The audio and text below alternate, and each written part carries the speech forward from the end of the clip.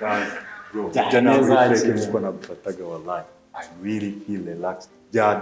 I told you, brother. Man, nta mpamvu yo kwirirwa amandre man nkuka kungufu.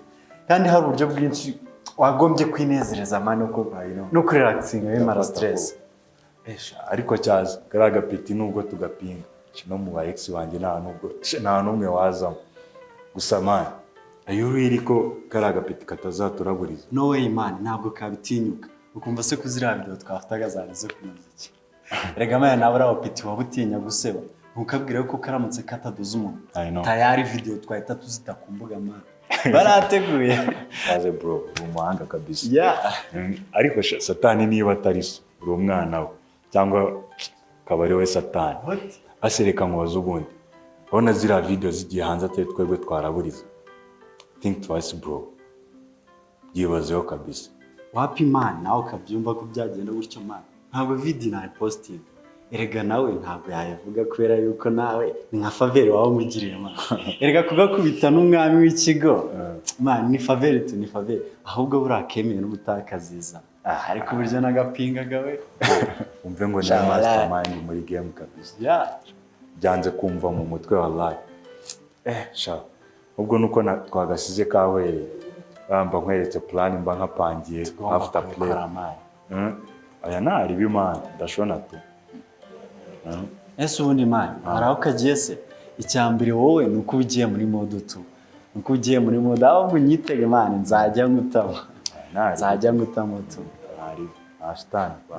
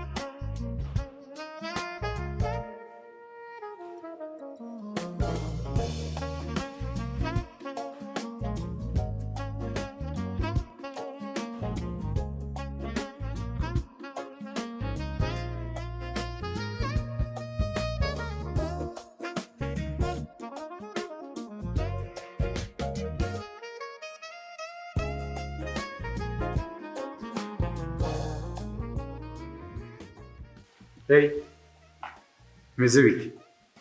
Siko mbona mu maso yawe icyo ushaka kumbwira ubundi bimeze bite? Nobody knows wambwira man. What the fuck?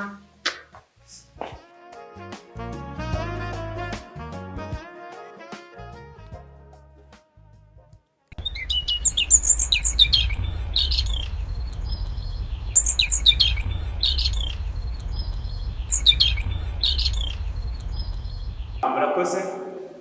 Uyu munsi tugiye kwiga isomo ryerekeye no kubyina ibyo abateguriye umunsi.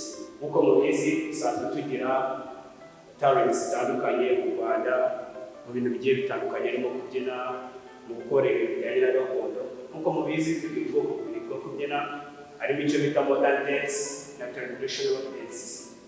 Simubizi mwese nk'uko twabibonye hariho muri modern dance tugiramo models zigiye zitandukanye wenda nk'amapiyano n'ibindi bigiye bitandukanye nk'uko mubizi. Tujya muri gakondo dufite imbyino yacu ya kinyarwanda, tubonamo intore ziririmba n'ibindi bigiye bitandukanye. So meaning that in dance we have many types with many examples which are related to our culture, also to the modern world, which is really developing in different forms of beats, and you can enjoy the silence of our piano, also with romantic songs and games.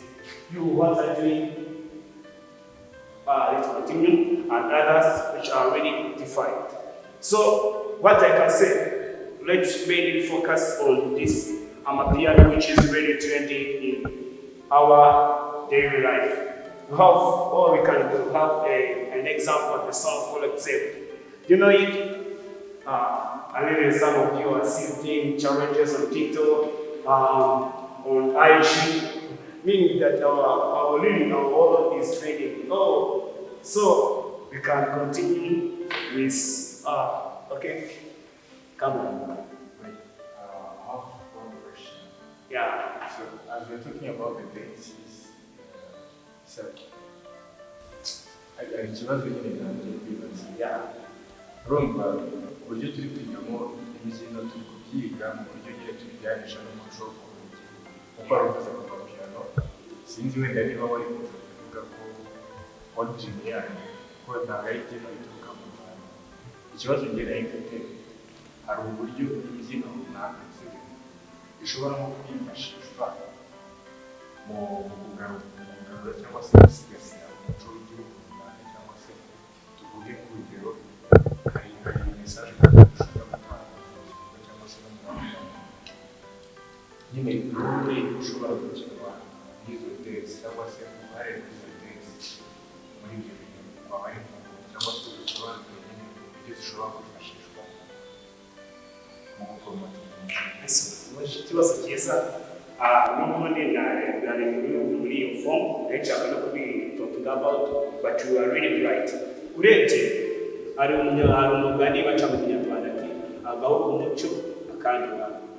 Yeah, I think know that, meaning that ntagiye uzabona intore y'injyana, intore zifite intore z'abanyarwanda barahamiriza abantu ukavuga ati bariya nibo banyarwanda, meaning that ahantu hose uzabona intore bazadufarira ngo tukaba umuco w'abanyarwanda ba kera. Ibi bidufasha no kugira no gusigasira amateka. Yeah, to say that in early Rwanda there used to be intore and others. Kumva nyine ni ibintu bigenda bivuga ati anytime uzabona traditional dances hari ikintu ziba zisigasira.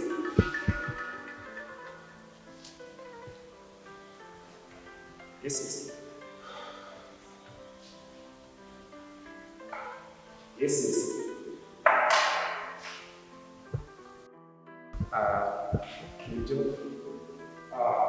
Bianca, koroherwa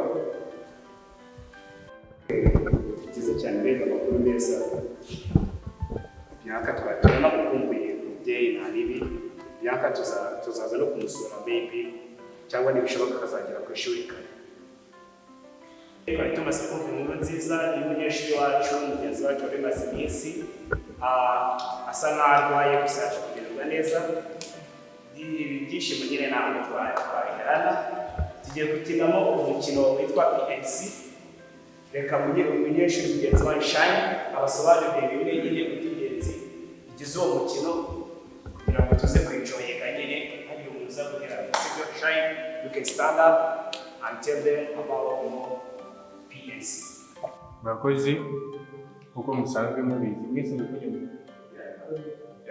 Buri wa kane tugira umukino dukina duhabwa n'ubuyobozi bw'ikigo cyacu, cyane cyane komite ishinzwe imyitwarire y'abanyeshuri n'imibereho yabo muri rusange. Baduhereza umukino bakaduha amategeko n'amabwiriza awugenga tugenderaho nyine, bakaduha n'ubusobanuro cyangwa se icyo uwo mukino uvuze kuri komite yacu nk'abanyeshuri.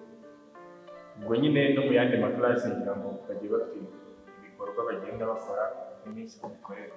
Twebwe rero uyu munsi baduhereje umukino bita POC, amagambo arambuye ni Peace or Chaos. wenda dusanga ni amahoro cyangwa urugomo, ariko nyine urugomo rutari urwo kwangiza cyangwa se guhana umuntu physically. Ni umukino rero ujya kumera wenda nk'ahantu truthful niko navuga, uhitamo nyine ukora amahitamo yawe, ugahitamo peace cyangwa se ugahitamo chaos. Iyo uhisemo peace ukora igikorwa runaka kigaragaza nyine nk'amahoro cyangwa se agakorwa runaka ukorera mugenzi wawe. Wahitamo chaos ugakora ikintu kirimo wenda nk'urugomo ariko mu buryo nyine buri imbere. Ni umukino nyine ntabwo nyine ari urugomo nk'uko mubivuze. Ubwo rero icyo bidufasha ko nabisobanuriwe njyewe batubwiye yuko bidufasha kumenya amahitamo nyine agiye atandukanye mu bantu, iyo bihuriye ahantu turi abantu benshi haba harimo abantu bagiye batandukanye. Umwe ashobora guhitamo gukorera abagenzi igikorwa cyiza, undi umutwe Cedric wenda we yabyumva kumurusha. Ubwo rero mu magambo make ibyo dutangiye kumenya tugeze muri sigaho tugeze nakoze.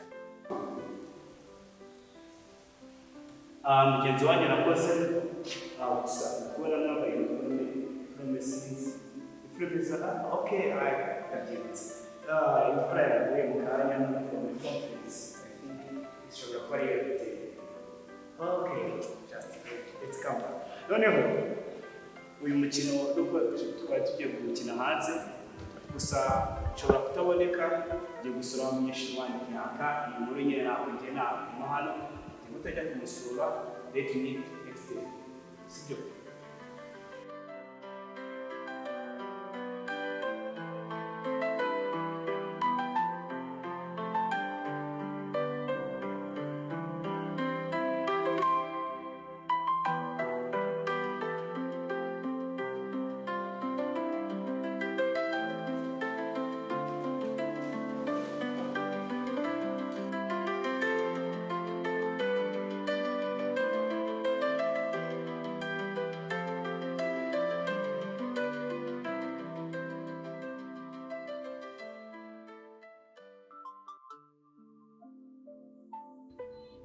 Bwa mbere mu buzima bwanjye niga, ndumva nshaka kuba ndi njyenyine. Cedric mu gihe kinini yabaye hafi yanjye ndetse nanjye mba hafi ye. Twakoze byinshi by'ubusazi kugeza ubwo mbona ko gusubira inyuma bitagishobotse.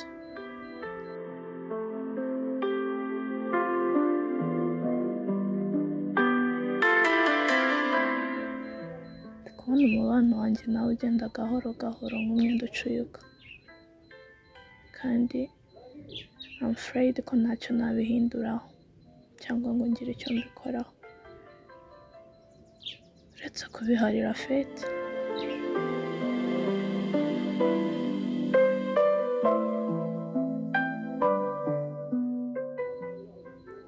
For the first time nkeneye gutuza and focus on myself.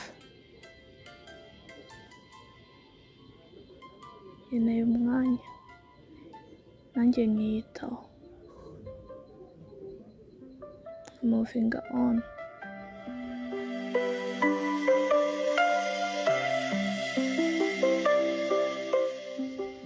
I really need a space. Enough is enough.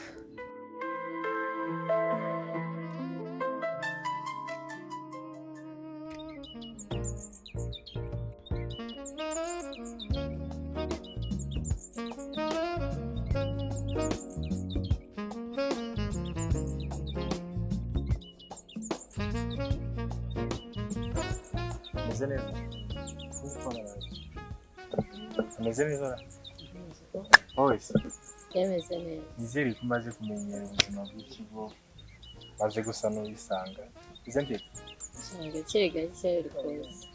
se kumba mbona mbona utisanzuye uri quiet cyane, kandi ahantu mani ahangaha nyine ugiye kwagira urugendo rutari ruto rw'amasomo, kandi burya si byiza yuko uba ahantu nyine utisanzuye. Biba byiza niyo wirekuye ukamenyerana n'abantu. Ufite n'ikibazo icyo kijyanye wenda n'amasomo cyangwa se n'ikindi kintu ushobora kuzikandira tugafatanya nyine. nyine nta kindi kibitera nyine uretse ko nta bantu benshi turamenyerana ariko ndakeka ko uko nyine nzagenda amenyerana n'abantu ariko nzajya ngenda nisanzura. hari ikintu uzi bisaba koko kugira ngo abantu babe inshuti genda hari sibyo se nizere ko ugiye kuenjoyinga game uzi kugira ibihe byiza kandi chill man chill. Sawa.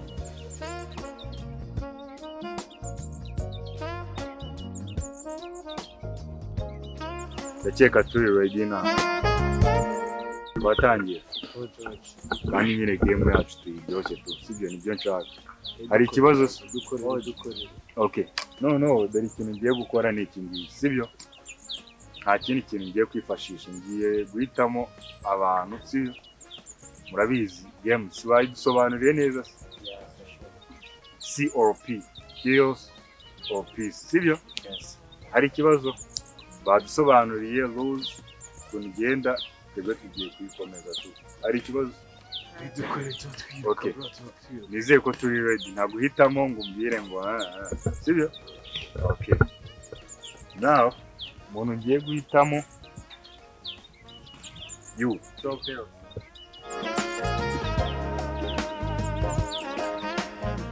Call me every day if you wanna see me. Promise to stay, I'll never leave your side. Wanyohoje inkoni cyuma darling, umutima kure niho wibera, ibyano ndimo isi negupfushosa. Nziza nangusetse ndagukunda, pretty girl for me.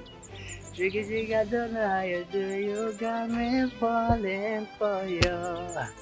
Tabaza mon bébé, ukuteye no kusabira ngaragura.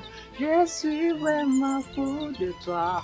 Amaso yanjye niwo wareba, urukundo wamaye rumara kwifuza, kandi sinicuza. Je te promets mon bébé, I'll live for you for life. thank you iyi mpano mwari muyizi okay noneho ndabona ibintu byaryoshye tubishyire ku rundi rwego sibyo ko abahungu ngiye kubibandahora murankira okay gerageza na changing areba ibyari uko wabiteguye ko nabiteguye okay ndabizi n'ubundi ntago bantenguha nubwo ngiye kwibanda kuri bamwe and then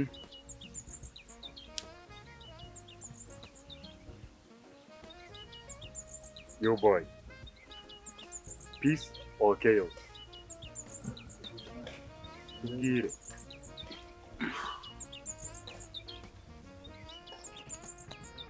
chaos okay ikibuga ni icyawe There's a short story that I want to share you.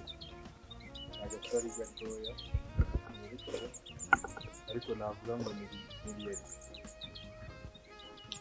Last night naraye ndose. Naraye ndose. Zandoto hano kandana. Naraye ndose. Yeah, like arose nyine umuntu nigeze mbona ubuzima bwanjye nyine. Ubundi buriya baravuga ngo hano harimo abantu bakunda art. Abarimo ya Cedric bakunda art cyane. Ye naraye ndose igishushanyo cyangwa se igihangano cya mbere cyiza nigeze mbona mu mateka yose. Kandi byatumye menya nyine yuko Imana ariyo mwartiste wa mbere wigeze kubaho. Yeah. Mama mvuga yuko nyine ariwe mwartiste wa mbere wabayeho nuko yaremye Queen. Oh yes. What? Yes. Kuko nicyo gihangano cyarayikije mu nzira. Say like would you mind what's up? What's up? It's a game, man. It's a game. Bro, chill. It wasn't serious. Would you please let me ntabirenze mani renga muri Swana bro ntabirenze mu kibuga cya Abaye Clan naho ugarukira ari ikibazo ese ayu it's just a game uri koko nawe umwana jenga imenye bro imenye sibyo menya aho ugarukira ari ikibazo bro kwishyira mu mutwe vuba stop usa n'umuntu ufite stop hari ikibazo tubirangiriza ari ribi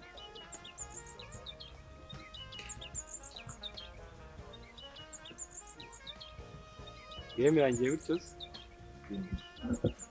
gikura mu mutwe mu for the game sorry zama ntabirenze mani chill bro twigendere mani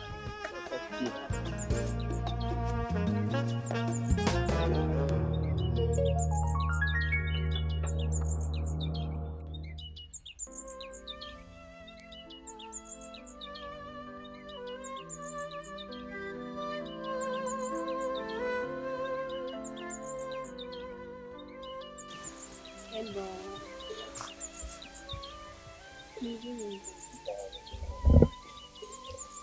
Wabuze ngo this time ngo bari guteka mu bikoresho. ubusitani ntabwo mbukunda batirizwa nyine batirizwa gukora ku murongo umwe ku buryo iyo hamezemo rw'iri bararuranga kandi kenshi ngiye mu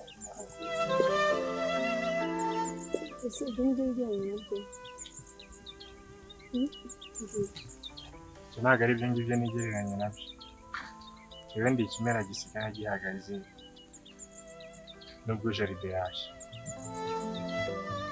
ahubwo se wowe muri ino minsi sinkimenya ngo urinde nubwo wenda umaze n'igihe udahari ariko nsigaye ntekereza ko wowe uri nk'akarabo k'iroze ariko gateye hagati mu na Cedric.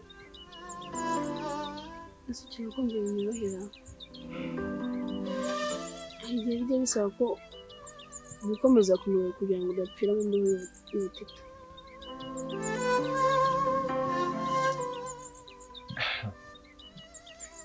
Ese ni ugutinya gupfira mu mbeho y'ubutita cyangwa se hari n'igihe umuntu yikomeza ku muriro kubera ko yikunda kwigumira ariho atari wama ameze neza? Ubwo bukonje uri kuvuga nibwo bwahungabanyije ubuzima bwa Tanya. The only sibling that I had. Shyne, come on. Urabizi ko namukundaga. Kandi nawe nta cyahindutse. None se nyine bigusaba iki kugira ngo uhindure side? Kuki wumva ko bariya nibo bantu wahisemo kuba uri kumwe nabo? Ubabona aribo bantu bakubereye. So basi nta nubwo ugiha agaciro relationship twagifanye. Nubwo wenda ntanahamya ko n'ubu yarangiye. Why don't you give it a chance? Ntacyerekana Shyne. Hari byinshi utazi. Basi will you give me a chance to know? I think.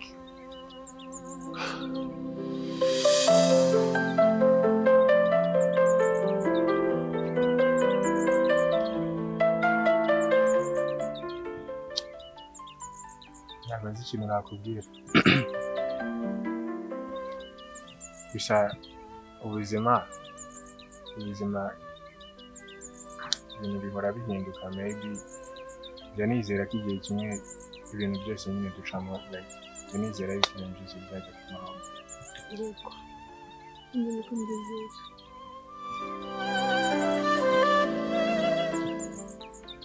By the way, nayo mfite akandi kantu ngiye kujyamo. Hari utuntu numva twinshi nasize ntabisoma neza. I hope to see you next time. Yeah, namenye ko ngikora kuri nyine ane stories za class nyine ko ntabwo naherukaga. Kuri nanjye.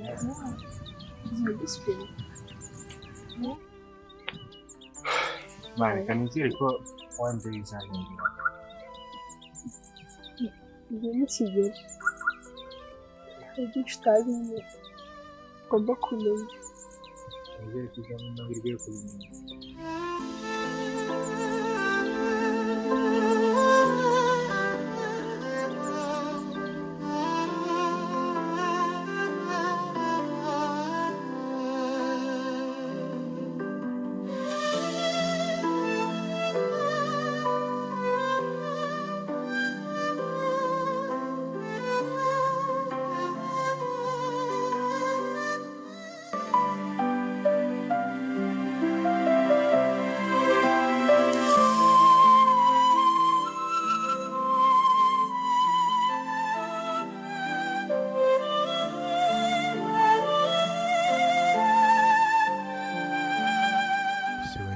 yabaye iki kandi? Yaba arwaye se? Ubuzima bw'iki kigo nabwo buteye amayobera pe. Biragoye ko butekanira.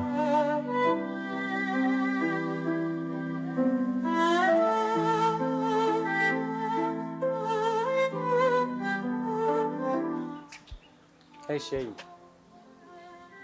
Hey man. Man, I'm not here for trouble, man. Just chill. Uyu munsi se noneho like ni iki cyawe gishya noneho ugiye kumbwira ni iri jambo wumva aricyo ugiye kumbwira ryawe ntazi? Urashaka noneho uyu munsi twigaragarize hano hanze kwe? Would you please leave me alone and mind your own? Chill man, ariko kuki utumva bro? Kuki utumva umeze nk'umushyitsi? Ntago watuza ngo wumve umuntu man ikintu agushakira man. Okay. Gusa man, ubundi ngiye nabuze na kategori nshobora kugushyiramo. Kuko man, I respect you. Twese turi abahungu. Tutagiye tunajya kure, byari ngombwa yuko ushobora kuza kunyapproachinga cyangwa se ukeneye kumvugisha ukaza wiyoberanyije. Hari ubu wararemye background imwe. Ntabwo biriya bintu byose ari ngombwa. Biriya bintu Okay. byose byari ngombwa ko. Man, ibyo tubyihorere. Ibyo tubyihorere. Ducyaho rero ku bya sister wawe rero. Man, leave it. Sibyo? Iki ntabwo ari cyo gihe cyo kuvuga kuri ibyo bintu, please. Sibyo? It hurts me like flame burning deep inside my heart. Sibyo? Kandi niba udashobora kuba umuntu muzima, sibyo? Gureke plan zawe zahangaha uyu munsi uri muri ibi ngibi ibintu byawe umuntu adashobora gusobanukirwa ngo ugamije iki, sibyo? Ujye ku murongo.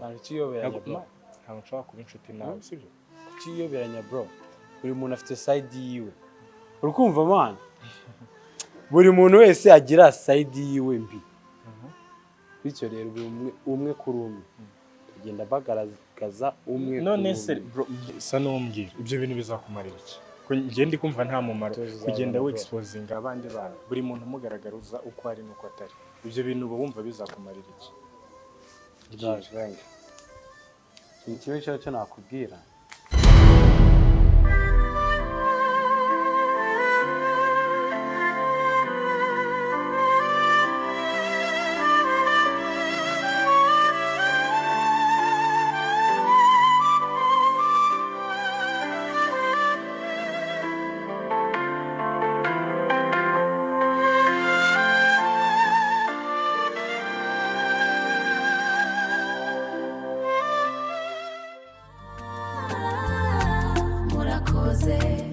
Through the path of thorns, you laid your hand down for me to walk freely.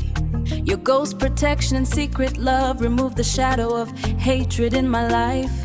I thought you were really a rose planted between the thorns, but you're the diamond hidden in the mud, hidden in the mud. Ooh.